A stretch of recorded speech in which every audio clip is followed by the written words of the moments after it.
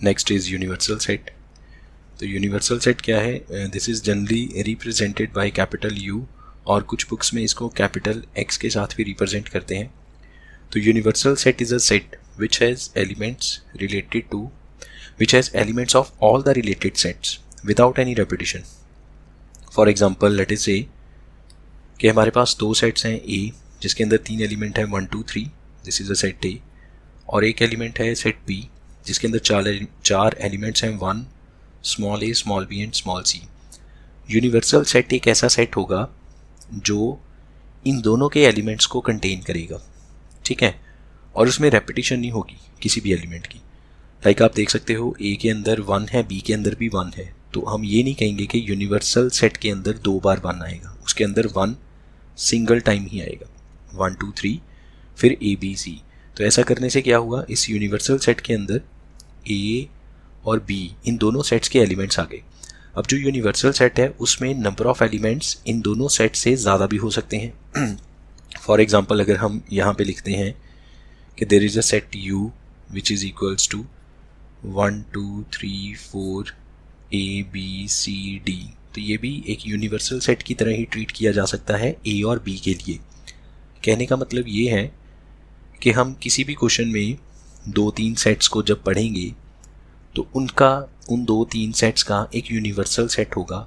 वो universal set एक ऐसा सेट है जो उन दोनों या तीनों सेट से बड़ा सेट होगा और उसके अंदर उन सारे सेट्स के एलिमेंट्स कंटेन किए जाएंगे, और उस सेट के अंदर नंबर ऑफ एलिमेंट्स सबको मिला के उससे ज़्यादा भी हो सकते हैं, लेकिन उससे कम नहीं हो सकते, क्योंकि अगर उससे कम हुए तो वो यूनिवर्स थोड़ी ना होगा।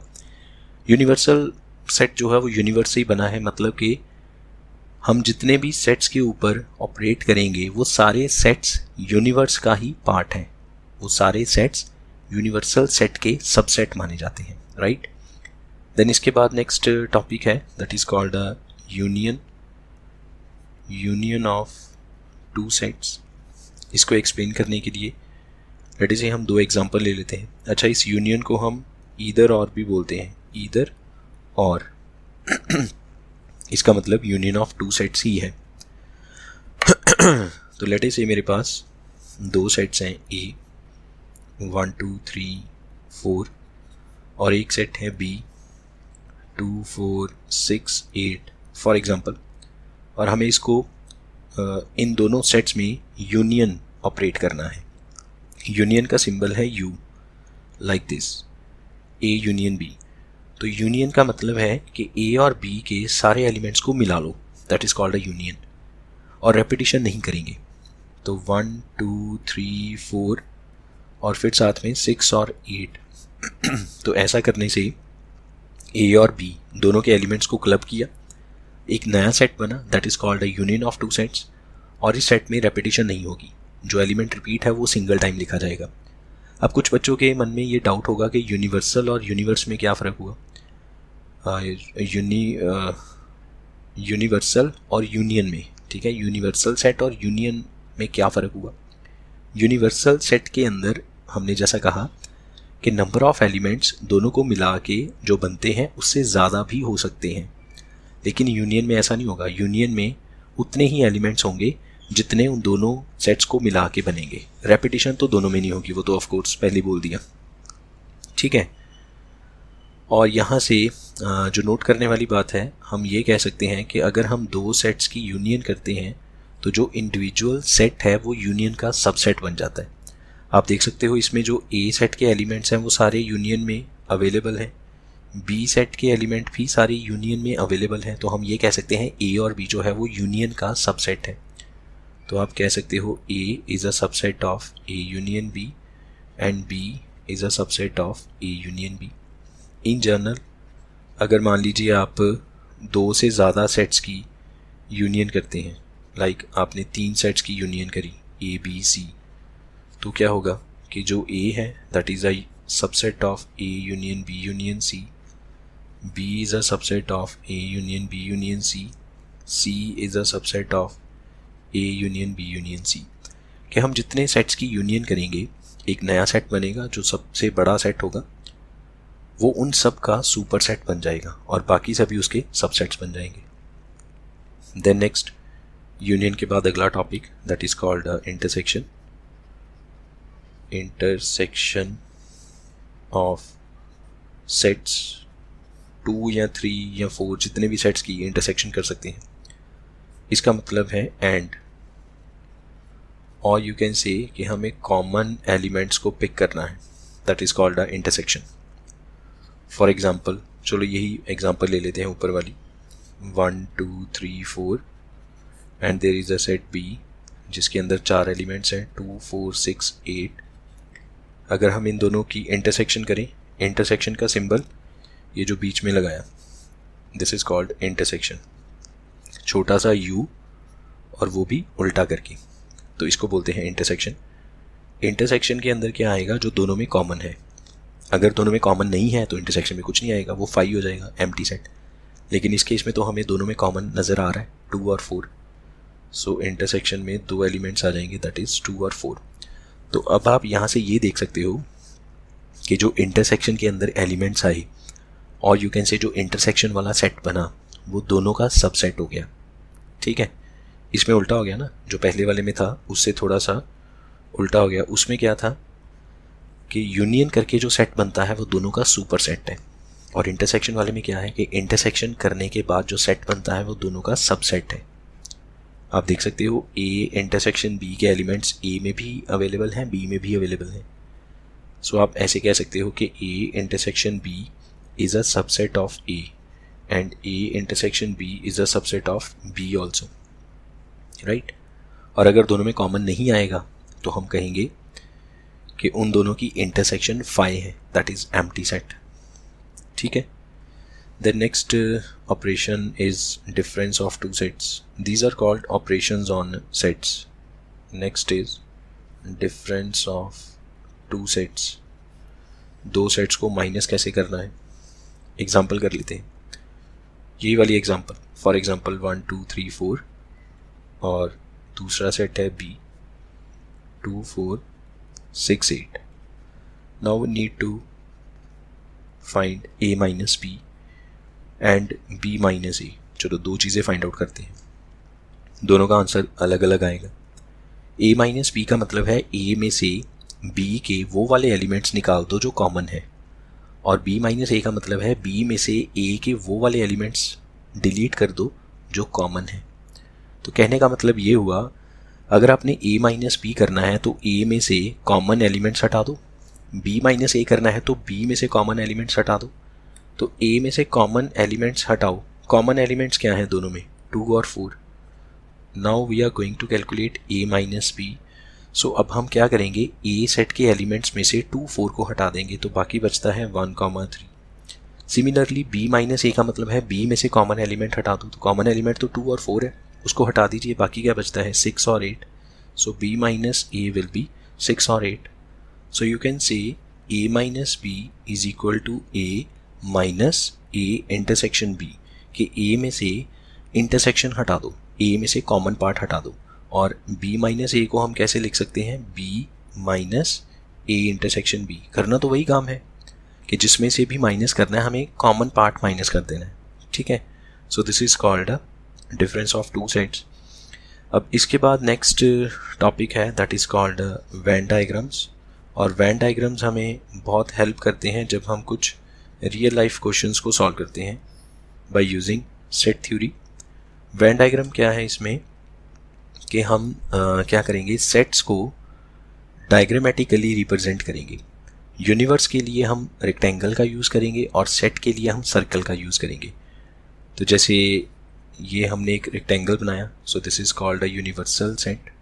अच्छा, इसके बाद ना एक कॉम्प्लीमेंट रह गया, तो यहाँ पे लिख लेते हैं. चलो, कॉम्प्लीमेंट ऑफ अ सेट एक टॉपिक रह गया, कॉम्प्लीमेंट ऑफ सेट. सेट का कॉम्प्लीमेंट कैसे फाइंड आउट करना है. यूजुअली जो सेट का कॉम्प्लीमेंट है उसको रिप्रेजेंट किया जाता है ए डैश के साथ. लेट अस से ए इज एनी सेट, तो इसका कॉम्प्लीमेंट है ए डैश. और यू कैन से ए के ऊपर छोटा सा सी लिख देंगे, that is called a complement of C. A complement का फॉर्मूला क्या है, अब मैं ए डैश लिखूंगा या ए के ऊपर छोटा सा सी लिखूंगा, उसका मतलब समझ आना, that is called a complement. इसका मतलब है कि यूनिवर्स में से कैपिटल यू का मतलब यूनिवर्स, यूनिवर्स में से सेट को माइनस कर दो, that is called a complement. For example कि हमारे पास यूनिवर्स है 1 2 3 से लेके सो ऑन 10 तक, और ए सेट है हमारे पास ए सेट है हमारे पास 1 3 4 5 6 for example. Now we need to find A dash. तो ए डैश का मतलब है कि यूनिवर्स में से ए सेट के एलिमेंट्स को माइनस कर दो, यूनिवर्स में ए वाले एलिमेंट्स हटा दो सारे, बाकी जो बचा that is called A complement. तो देखो ज़रा इसमें क्या बना, ये 1 निकल गया, 2 बच जाएगा, यूनिवर्स में से 1 निकल गया ना बिकॉज 1 ए के अंदर है, 3 निकल जाएगा, 4 5 6 निकलेगा, बाकी 7 8 9 और 10 ये बचेगा। So this is called a A complement. Simply आप ऐसे कह सकते हो कि लाइक जैसे जो यूनिवर्स है ना, उसके अंदर ऐसे कह सकते हैं कि मेल भी हैं और फीमेल भी हैं। तो मेल का कॉम्प्लीमेंट फीमेल, फीमेल का कॉम्प्लीमेंट मेल, या बॉयज़ हैं गर्ल्स हैं, बॉयज़ का कॉम्प्लीमेंट गर्ल्स, ऑपोजिट करना है, ठीक। Then next is Venn diagram, इसके बारे में बात करते हैं। वैन डायग्राम में क्या कहा हमने कि जब वैसे हमने जर्नल क्या कहा सेट थ्योरी में कि जब भी हम किन्हीं 2 सेट्स को स्टडी करेंगे, 2 या 3 या 4, उन सब का एक सुपर सेट होगा, that is called a universal set, जिसमें से वो सारे सेट्स निकलते हैं। और यू कैन से कि एक ऐसा सेट जिसके सभी सबसेट हैं, that is called a universal set. Universal set को हम रिप्रेजेंट करेंगे रेक्टेंगल के साथ। तो ये जो रेक्टेंगल है दिस विल रिप्रेजेंट यू, मतलब यूनिवर्सल सेट। इसके अंदर हमने एक सर्कल बनाया that is called a set ए, ठीक है। अब देखो अगर मैं कहूँ कि कॉम्प्लीमेंट ऑफ सेट ए को रिप्रेजेंट करो वैन डायग्राम के हिसाब से, तो आप कहोगे कि इस ए को छोड़ दो, ए को छोड़ के बाकी यूनिवर्स में जो भी बच गया, ये जो शेड किया, जो हाईलाइट किया, ठीक है, ए को छोड़ के बाकी जितना कुछ भी बचा, मतलब रेक्टेंगल में से सर्कल को छोड़ दो, बाकी सब हमने हाईलाइट किया और यू कैन से शेड किया, तो इसको क्या बोलेंगे, this is called a A complement. तो इसमें ए क्या है, ये जो अंदर लिखा है दिस इज़ अ सेट ए, और जो बाहर लिखा है this is a A dash, मतलब ए कॉम्प्लीमेंट। जो सर्कल है दैट इज़ अ सेट ए, जो बाहर है वो उसका कॉम्प्लीमेंट है। सो ये रिप्रेजेंटेशन हो जाती है कॉम्प्लीमेंट ऑफ ए, कोई भी सेट ए। पहला वैन डायग्राम हो गया। दूसरा वैन डायग्राम यूनियन के लिए, यूनियन को कैसे रिप्रेजेंट करेंगे। अगेन लेट अस से देयर इज़ अ रेक्टेंगल जिसको हम यूनिवर्स मानते हैं, इसके अंदर 2 सेट्स हैं like this, these are 2 sets, एक है सेट ए और एक है सेट बी। अगर इन दोनों के अंदर वाले पार्ट को शेड कर लिया जाए, चाहे वो कॉमन में है चाहे वो कॉमन में नहीं है, तो ये जो सब हमने शेड किया this is called a union of 2 sets, ठीक है। यूनियन का मतलब है ईदर इन ए और इन बी, एक ऐसा एलिमेंट या वो ए में आ जाए या वो बी में आ जाए या वो कॉमन में आ जाए, कहीं भी आ जाए, तो that is called a union. तो ये जो शेडेड पोर्शन है this is called A union B. अच्छा आप खुद सोच लो कि जो शेड नहीं किया, जो बाहर वाली साइड है इस रेक्टेंगल में, जो बाहर वाली साइड है 2 सर्कल से बाहर रेक्टेंगल का जो पार्ट है, उस पार्ट को हम क्या कहेंगे, that is called A union B complement. उसको हम कहेंगे कि जो यूनियन में नहीं आया, जो यूनियन में नहीं आया वो कॉम्प्लीमेंट हो गया। तो ये 2 वैन डायग्राम्स हो गए। एक ही डायग्राम में हमने 2 तरह के सेट्स को रिप्रेजेंट किया, एक यूनियन और एक यूनियन के कॉम्प्लीमेंट को। Then third that is called intersection. Intersection, intersection का मतलब कॉमन पार्ट। तो लेट अस से अगेन यहाँ पे एक रेक्टेंगल ड्रॉ करते हैं, this will represent a universal set. इसके अंदर 2 सर्कल ड्रॉ किए जो 2 सेट्स को रिप्रेजेंट करेंगे, there is a set A and there is a set B. अब इन दोनों में जो कॉमन है, कॉमन मतलब जहाँ पे ओवरलैपिंग हो रही है, ये जो कॉमन वाला पोर्शन है this is called a intersection, ठीक है। जो कॉमन पार्ट है that is called a intersection. अब पूरे रेक्टेंगल में जो कॉमन पार्ट है उसको छोड़ दो, बाकी जो नहीं शेड किया हमने, that is called a complement of intersection. तो अगर आप इसको ऐसे देखोगे, लेट अस से हम इसको दोबारा ड्रॉ करते हैं लाइक दिस। अगर आप इसमें देखो तो सिर्फ इतना सा पार्ट, सिर्फ ये वाला पार्ट शेडेड है, बाकी सब क्या है, अनशेडेड। तो जो बाकी जो भी पार्ट है that is called A intersection B complement. Clear है ये वाली बात? देन नेक्स्ट डिफरेंस कर लेते हैं। चलो, difference of two sets, difference of two sets कैसे रिप्रेजेंट करना है, इसके लिए भी दो डायग्राम बनेंगे, बिकॉज ए माइनस बी और बी माइनस ए दोनों डिफरेंट है। यहाँ पे लेट अस से ये यूनिवर्सल सेट है, इसके अंदर हमने दो सेट ड्रॉ किए, दो सेट ड्रॉ करते हैं।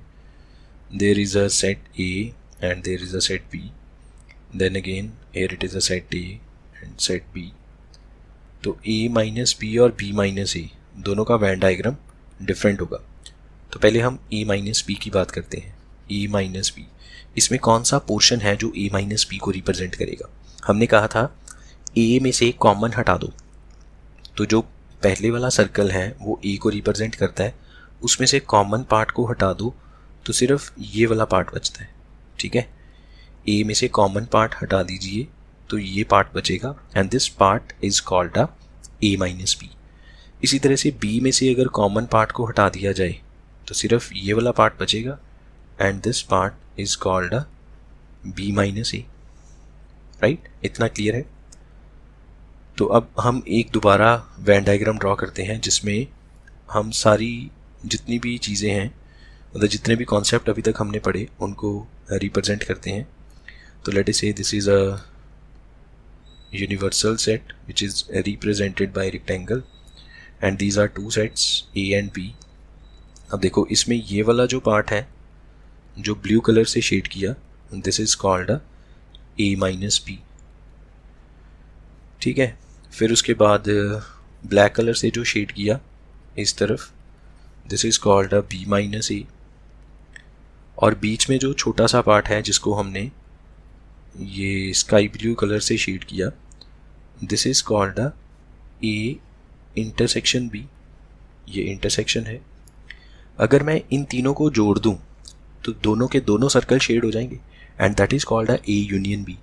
तो यहाँ से आप ऐसे कह सकते हो कि ए यूनियन बी बेसिकली क्या है, ए यूनियन जोड़ना कैसे है दो सेट्स को यूनियन से। ए यूनियन बी का मतलब है हमने दोनों को जोड़ दिया। तो ए यूनियन बी आप कह सकते हो कि A minus B union A intersection B union B minus A. Clear है ये वाला पार्ट? कि अगर हम A minus B minus A और दोनों के कॉमन पार्ट को जोड़ दें, वो तो पूरे के पूरे दोनों सर्कल शेड हो गए, और उसको हम कहते हैं ए यूनियन बी। अब पार्ट्स को जोड़ते कैसे हैं सेट थ्योरी में? यूनियन ऑपरेटर की हेल्प से। यूनियन एक ऑपरेटर है जो दो सेट्स को जोड़ देगा, मतलब दोनों के एलिमेंट्स को इकट्ठा कर देगा।